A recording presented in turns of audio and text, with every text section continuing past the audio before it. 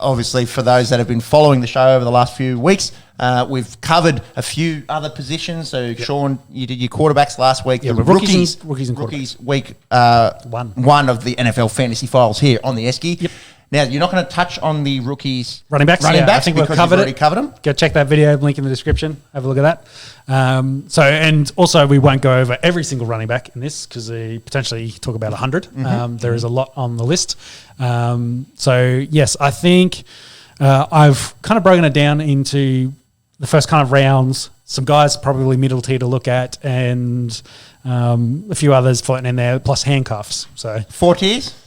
I haven't broken it down into tiers, exact tiers, but let's just kind of loosely where they fall. So, so I guess we kick off. Let's talk about first round running backs, because unless you're doing a zero RB strategy and you're going to pick a bunch of rookies in the middle, you're probably trying to get at least one running back in the first or second round.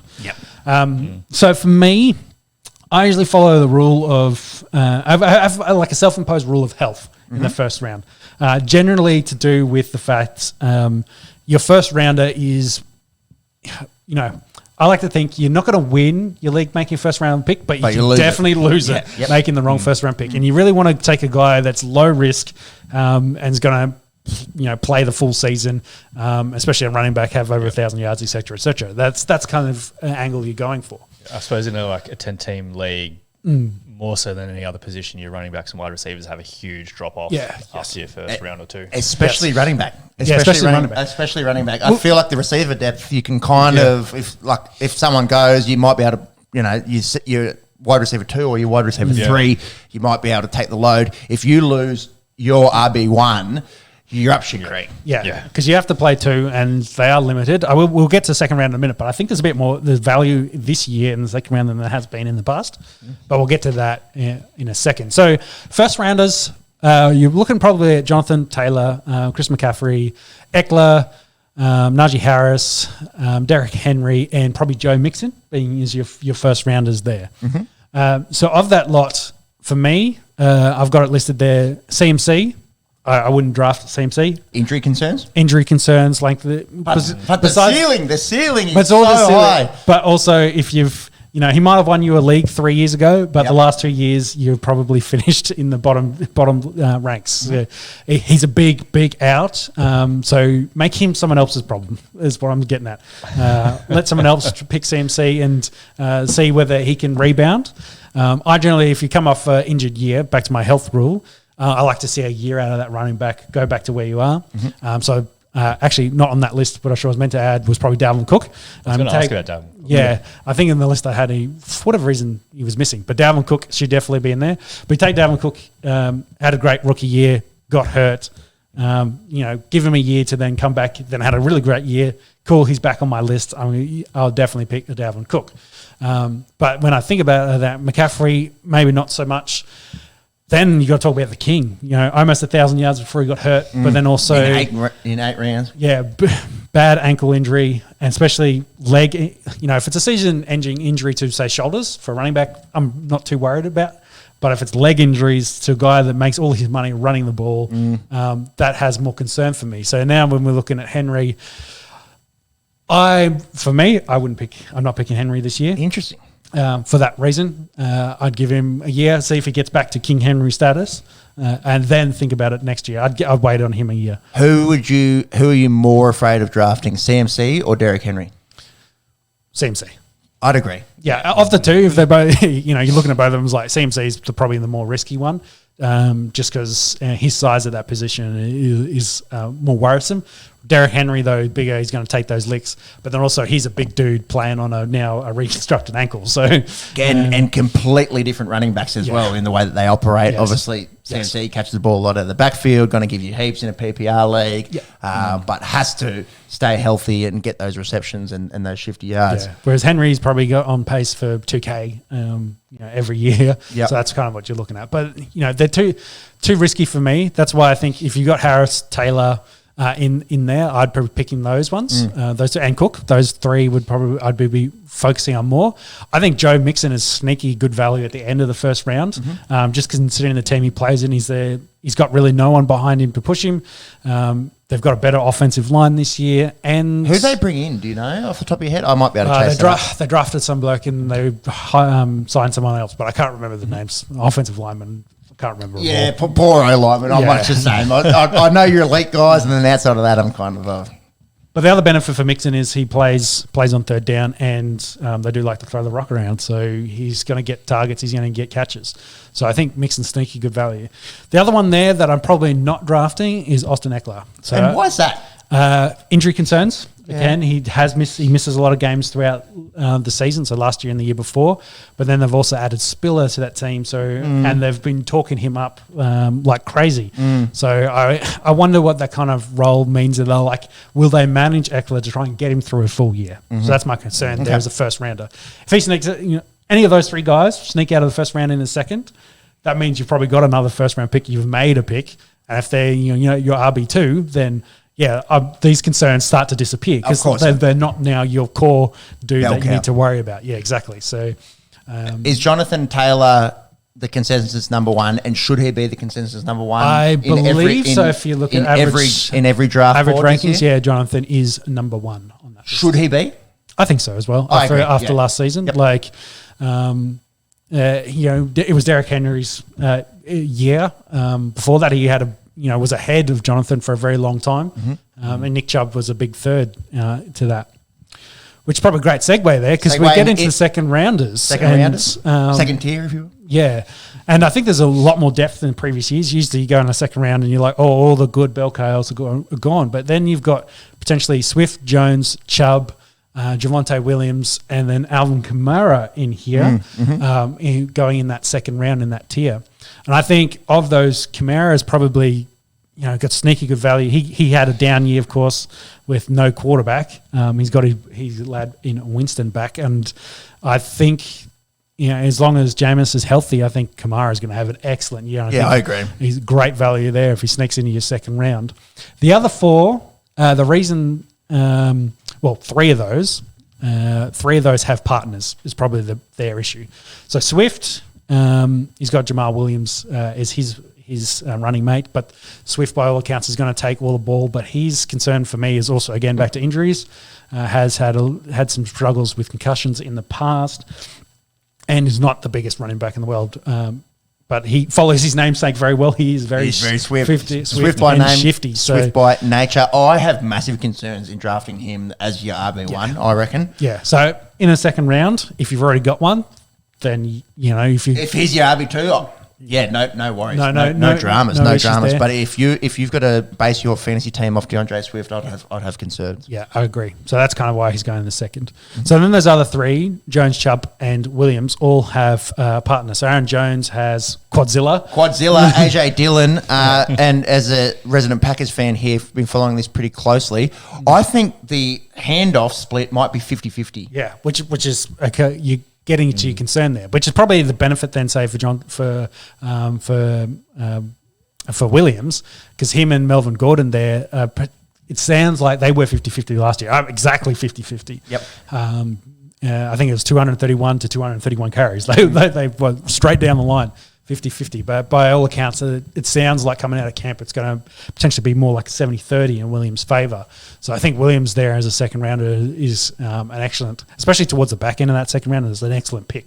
Nick Chubb there, I think, is a bit hard done by because he's got Hunt there with doing a holding in currently, trying to get a new contract.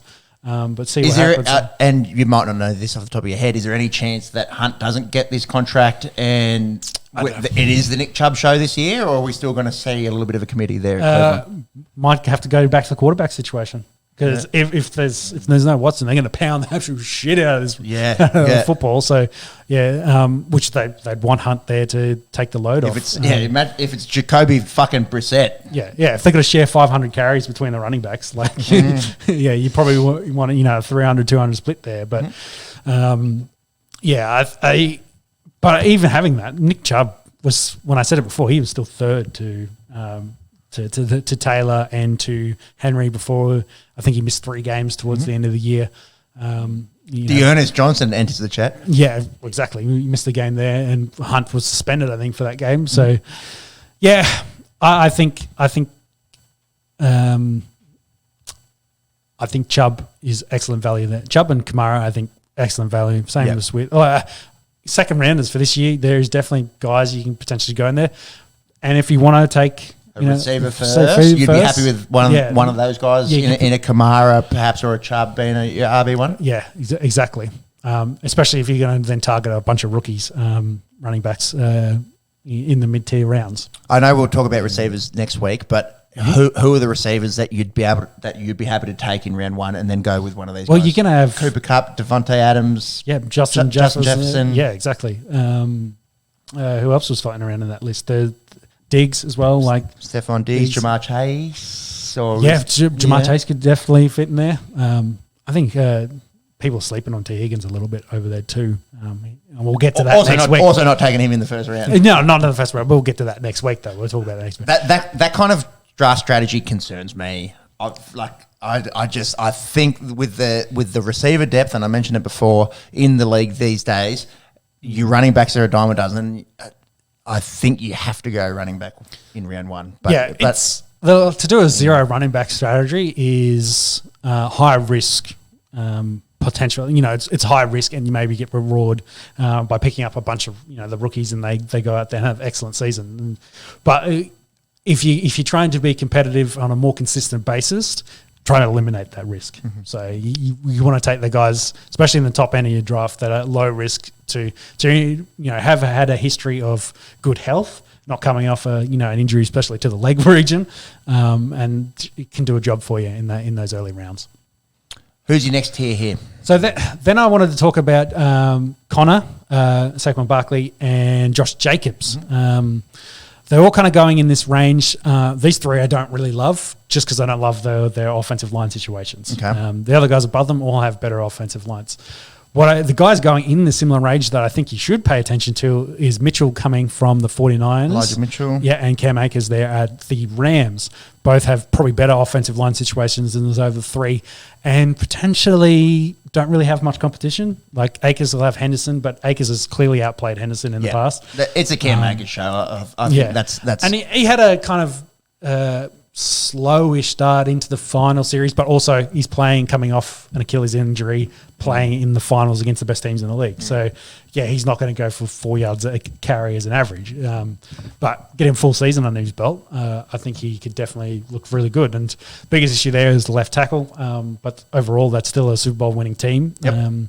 He's going to get a lot of opportunities there. I'd be bullish on Cam Akers personally. Yeah. Elijah Mitchell and the 49ers, I'm just I'm not convinced in that 49er running backs forever. Mm. They seem to be committees. It seems to be getting consistency seems to be an issue.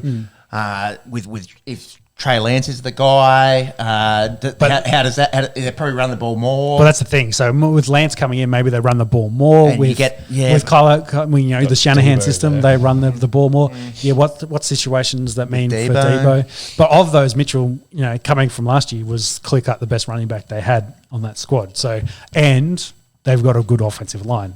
Trent Williams over there answers the chat. So they're definitely going to run the ball and run the ball well in that Shanahan system. So I'd probably take Akers over Mitchell if I had a choice on the 2 of them. But in this round, I'd pick those 2 over those other 3 that I mentioned there. The Raiders' offensive line's not great. Saquon, you got to see what he's going to be like. The last 2 years have been massive letdowns for Saquon Barkley. And we talked about that Cards team, what that's going to be now with no wide receivers potentially to start the season. What that means for Connor, and is Connor going to be the bell cow, can play the whole season without Chase there as his running mate. So. And can he reproduce what he did last year? Pretty freakish year. What do you have? 16 rushing touchdowns. Was just finding the end zone at will for him to back that up this year. Pretty unlikely. Could be a challenge. So then the next lot, Montgomery, Etienne, Dobbins, and our boy Zeke. And Zeke kind of falling down here. Yeah, it's very low to have Ezekiel Elliott. Yeah, and in this kind of grouping, as a general statement, I'm kind of fading a lot of them, as in I'd be looking elsewhere. Main reason for Montgomery is the team, like the Bears team. Yeah. It's a bit of a shit show. I want to see what that team. I couldn't rely on Montgomery, and there's been chat that Herbert over there is as the backup to him is potentially going to play more because they'll be in more of those passing down situations and spread the ball around a little bit more. So yeah, I still think I don't buy into that. I don't see Khalil Herbert scoring more fantasy points in David Montgomery, if you want to put it that way. Well, taking away points, I guess, is the big thing. Taking away points, sure. Oh, and the rumours of potentially stealing the job as well. But I don't buy into it. Can you have a look at Khalil Herbert? What his dimensions are? He's a scat back. He's a small, receiving threat, shifty good dude. But he's not going to be a bell cow. But I think that's probably what the media is talking about. It was like, oh, you've got the RBs playing quarterbacks in Justin Fields. Yeah, and I'm just not a huge fan of Montgomery. I think in this space, there's better options. Such as? Well, there's a lot of rookies going in this space. So some of those guys can kind of float in here, and I'd be focusing on a bit of them than these guys. This room, in this space where they're going, this is where you're focusing on wide receivers anyway. So, yeah, interesting. But that's a tactic thing. It's a tactic thing. It's more strategy. So say you've already got a wide receiver and you need running backs. Is there anyone that stands out to you? Travis Etienne, he's unproven. Yeah. Does James Robinson, and him into the chat. Do they kind of share the load there? Plus on that Jags team, etc. Like J.K. Dobbins coming back from injury. We've spoken about how much you want to be wary of guys coming back from injury. And that'll be interesting what the Ravens team looks like because, yes, Dobbins and Gus Edwards both coming off injuries, both still in that team. So I think of this list, I like Dobbins probably.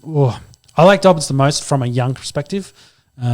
Aging running backs usually don't get great returns, unfortunately. It's a short shelf life, isn't it? Yes. For running backs. Yes, and that's kind of where Zeke enters that conversation as well because Tony Pollard's essentially kind of outplayed him last year, and kind of what that dynamic looks like going forward. These guys all kind of scare me if you're trying to pick running backs in those rounds 4, 5, 6 kind of range. I'm just not a huge fan of a lot of these. Zeke's going in the third, fourth round in the 30s as an average draft position. It's just not loving them. And I think as a third, fourth round, that's where you're probably deep to looking at wide receivers and potentially, your first lot of tight ends going. Some others that I kind of thought were interesting throughout the list, Damian Harris kind of ends up going in about the 60s, which is interesting because he's probably, the key starter there at New England. There's not really anything behind him.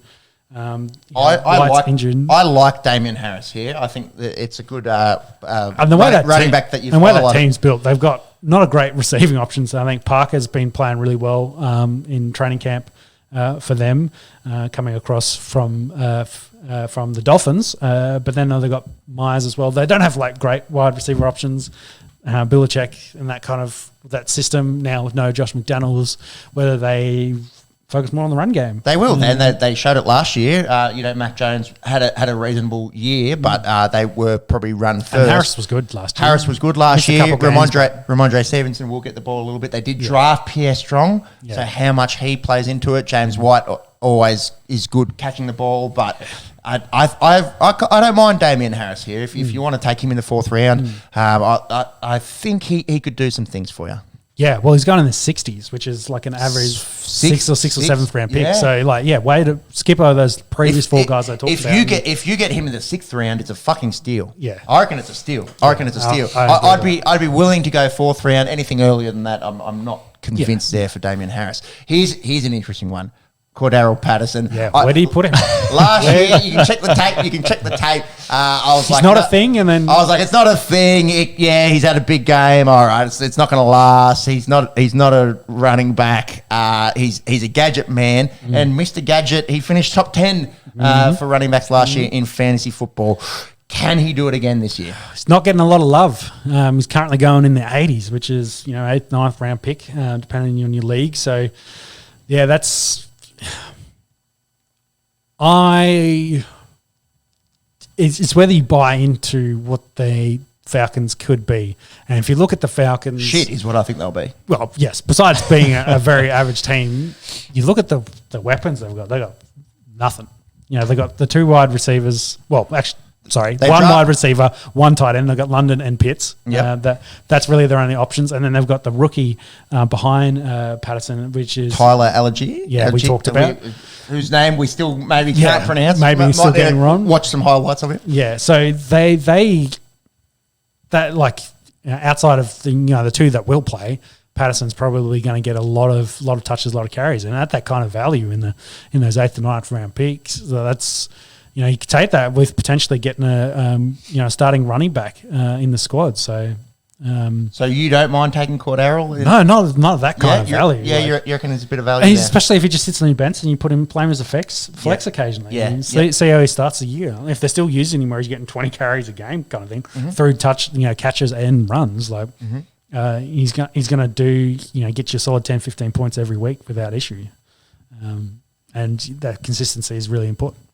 Seattle, what's the go? So Chris Carson announced his retirement. Yeah, only 6 years in the league, something like that. 5 maybe. It's short career. It's not many, not many. But that does make the running back room there in Seattle pretty interesting, especially if Geno Smith is under center. You'd imagine they'll be run first.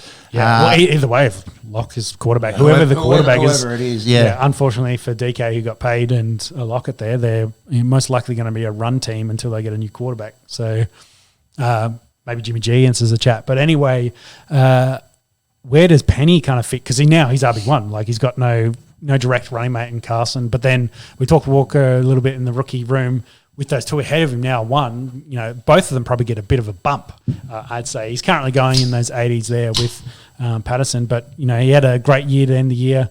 The big risk is, can he play a full year or will he get injured? Having had a bunch of injuries throughout his early career as well.